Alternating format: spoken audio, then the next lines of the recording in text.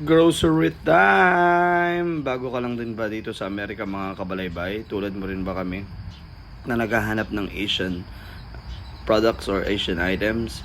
So dito ka na, huwag kang mag-alala, nakita na namin itong LA Mart kung saan magpo-provide ng lahat ng pangangailangan ng ating mga Asian. So dito mo matatagpuan lahat ng iba't ibang klase ng mga products na hinahanap mo. Hindi ka na mahihirapan. One-stop shop dito sa LA Mart. So pagpasok mo pa nga lang, ito na nga, dumiretso na kami dito sa may isdaan. So naghahanap kami ng ano bang masarap na isda. Pompano yung napili namin since naka-sale din siya.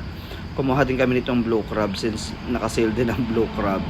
So maraming choices dito guys ng mga isda at saka kung ano ng seafood. So nandito na lahat. So kung ano man sigurong klase ng isda ang hinahanap ninyo, matatagpuan nyo rito. Pwede na lang sa mga tuyo. Wala akong nakitang tuyo rito. Pero meron tuyong dilis. Kung yun ang hanap nyo, meron din dito. So ayan, iba't ibang klase ng seafoods, marami din dyan. So merong salmon, merong clams, merong kung ano, oyster, lobster, kung yan ang mga hilig ninyo. So nandito na yan lahat. So ayan, mamimili ka na lang kung ano talagang iyong gusto at anong putahe. Meron din tahong, maraming tahong. So ayan, so dito naman tayo sa meat area. So meron silang pork, meron silang veal, meron silang beef, meron silang ang tawag dito ano bang tawag doon, yung sa Middle East, nakalimutan ko na, pero marami dito. So ito, nag-end up kami, kumuha kami ng spare ribs. May nakita nga pala kaming longganisa guys, first time lang namin to, kasi Mexican na longganisa. So ito try namin yan. So ayan, nandito. Pahirapan kasing humanap ng mga kahit anong gata or kung ano-ano, kahit yung mga oyster sauce, yung mga mang tomaso, nandito na yan lahat. Nung unang dumating kami rito, ultimong toyo at saka suka, ang hirap hanapin. So meron palang available dito sa LA Mart. So meron ka naman makikitang mga toyo sa Walmart, pero Kikoman, pero bihira, ang hirap niyang hanapin. So nandito na din yung mga wrapper, yung mga vermicelli, bihon, kung ano-ano mga hilig ninyo. So andito na rin lahat. Meron sila ditong available na mga Vietnamese na foods, Vietnamese, Japanese, Korean, at saka pailan-ilan yung makikita mo na Filipino item, Filipino foods dito. Pero ano naman tayo ang tawag dito, pasok tayo dun sa mga iba't ibang Asian items. So ayun. So marami ka pa rin makikita rito. Ang daming available na seaweed. So ito, yung hibi. Hibi nga ba ang tawag dyan? Kumuha ko nyan. Masarap ipanlagay yan sa kung ano-anong mga ginisa. Ayan yung lahat ng mga seasoning na gusto ninyo. Mapa, betchin, magic sarap, at saka kung ano-ano pa is nandito na rin. Iba't ibang klase nga pala ng bigas. Jasmine Nagoya guys yung napili namin. Ito yung parang pasok sa panlasa natin mga Pilipino. Meron kami nakuha dati na jasmine rice din. Kaya lang hindi namin siya makain, matigas pag naluto kahit gaano katubig ang ilagay mo. Sobrang tigas niya.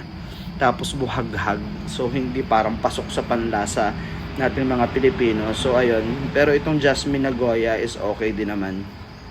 Yan, syempre hindi papaiwan. Kumuha rin tayo ng wine para lang at least merong pang pag ikaw itipong uhaw na uhaw at gustong mag-wine ng konti. So yan, available na rin siya rito. Nandito na rin yung lahat ng mga pang kids na product. So ayan, kung gusto ng mga bata ng mga cereals, so ayan, nandito na rin lahat. So gulay naman tayo guys. So nandito na rin lahat ng klase ng gulay na gusto ninyo. So mapahanggang sa gabi, niyog, meron pang singkamas, kalbasa.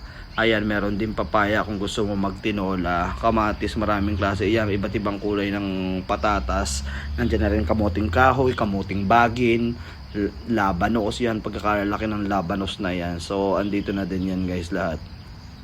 So kahit yung mga talbos, nandito lahat ng klase ng kung ano-anong talbos. Meron din patola, talbos ng kamote, talbos ng wala akong nakita actually kangkong. Yan, meron din tayo nakitang puso. Kumuha ako ng puso ng saging para lang at least gataan. Yan, iba't ibang klase ng talong. Merong yung ganyang malalaking talong, merong mahahabang talong, meron din namang maliliit na talong. Wala akong nakitang puting talong kung yun ang hanap ninyo. So yan, iba't ibang klase ng radish. Marami din mga Brussels sprouts kung kayo mahilig dyan. So available din dito. Medyo kung isusumahin, medyo pricey ng konti. yung mga product dito, lalo na yung mga Asian items, medyo mataas siya ng konti kumpara doon sa mga ibang product na available dito sa Amerika. So medyo mataas ng konti. Hindi ko alam, pero base sa aking budget, medyo mahal siya ng konti. Pero kahit naman saan, kahit nung kami nasa Middle East, nasa Dubai, mahal din yung mga items na ganito. So parang parehas din lang kung i-compare mo sa Middle East. So, ayan. Nakakita rin kami dito ng Spam. Mahal dito yung Spam, guys. Mas mura yung Spam na available sa Walmart. May difference na almost $2 ang diferensya nila. So, ayan.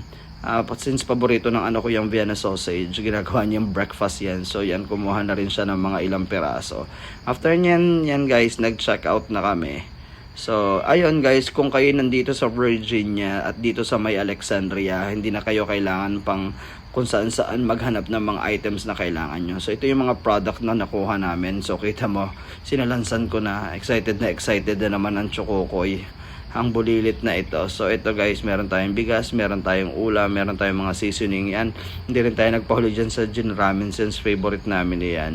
Tapos gata, yun ang binili ko nga palang bawang guys, ay hindi na yung loose. Ang binili ko yung parang mas tipid kasi yon, yung talop na, tapos nandun sa ilang kilo din kasi yon, parang 2.5 din yata.